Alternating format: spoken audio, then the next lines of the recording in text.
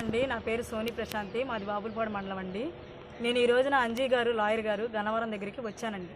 ఆయన దగ్గరికి పర్సనల్ పని ఉండి నాకు అంటే విడాకుల గురించి నిమిత్తంగా నేను ఇక్కడికి వచ్చానండి. వస్తే ఇంతకుముందు కూడా నేను వచ్చానండి.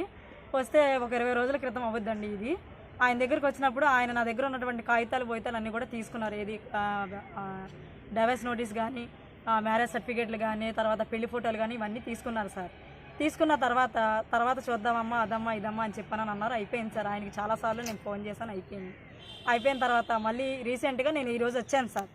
ఈరోజు నేను వస్తే ఆయన దగ్గరికి వెళ్ళానండి. ఆయన దగ్గరికి వెళ్తే సార్ నమస్తే అండి, మరి మొన్న ఇలా వచ్చాను కదండి సార్, ఇలా మరి ఇందు నిమిత్తంగా వచ్చాను సార్ అంటే, అసలు నువ్వు ఎవరమ్మా, ఏంటి నీకు నాకు సంబంధం ఏంటి, నువ్వు ఎప్పుడు వచ్చావు, నువ్వు దేనికి వచ్చావు, దేనికి నువ్వు ఇదవుతున్నావు, అది ఇదని చెప్పానని ఫస్ట్ మామూలుగా మాట్లాడారు సార్.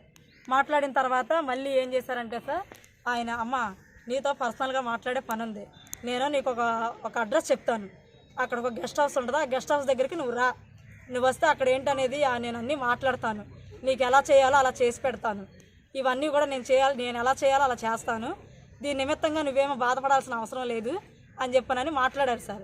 మాట్లాడిన తర్వాత అదేంటి సార్ ఈ రకంగా మీరు మాట్లాడుతున్నారు, నేను ఒక ఆడపిల్లగా మీ దగ్గరికి నేను న్యాయం కోసమని నేను వచ్చాను అని చెప్పనని నేను కొంచెం గట్టిగా మాట్లాడాను సార్.